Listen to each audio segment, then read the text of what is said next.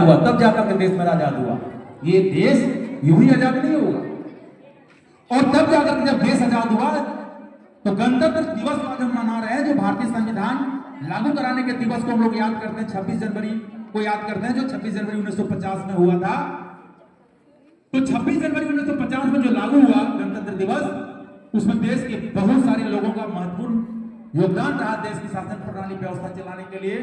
हमारे डॉक्टर राजेंद्र प्रसाद भी इसके अस्थायी अध्यक्ष भी बने थे संविधान प्रारूप समिति का। डॉक्टर भीमराव अंबेडकर तो इनका ऑल इन ऑल थे ही, क्योंकि काफी प्रबुद्ध, वो बहुत जानकार, बहुत सारी डिग्रियां लेकर के थे डॉक्टर भीमराव अंबेडकर। उस जमाने में, उस टाइम में भीमराव अंबेडकर का कोई जोड़ा नहीं था डिग्री में। सोचो कितना निम्न वर्ग, कितना निम्न कास्ट से आकर के इतना दूर के शिखर पर पहुंचा था वो भीमराव अंबेडकर, जिसको स्कूल में पानी नहीं पीने देता था। वो भीमराव अंबेडकर जिसको आस पड़ोस के बच्चे उनको अपना घर नहीं ले जाता था। वो भीमराव अंबेडकर जिसको चरपाई पर बैठने नहीं ले जाता था।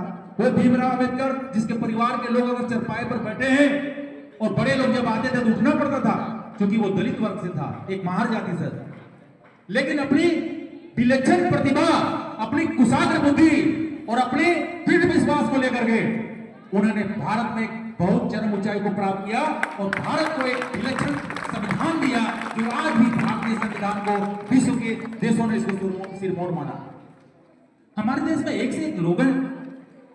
लाला लाजपत राय को अगर याद करेंगे, जो रोलर एक्ट का आया था, काला कानून को विरोध जब किया था उन्होंने, तो उस काला कानून को विरोध करते करते लाठियों की प्रहार को सहते करते अपने आप को निछावर कर दिया।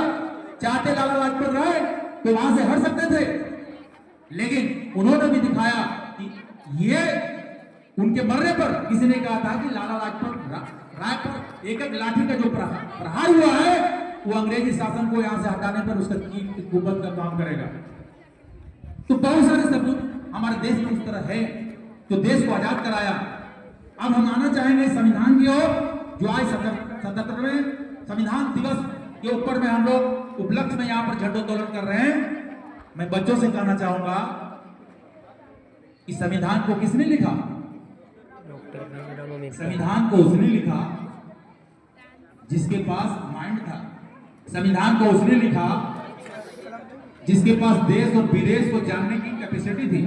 संविधान को उसने लिखा जो देश के भौगोलिक पृष्ठभूमि को जानता था। संविधान को उसने लिखा जिसके पास बहुत सारी शैक्षणिक गतिविधियां और बहुत सारी शैक्षणिक डिग्रियां थी। संविधान को कोई पहलवान ने नहीं लिखा, संविधान को कोई लाठी जमाने वाला नहीं लिखा।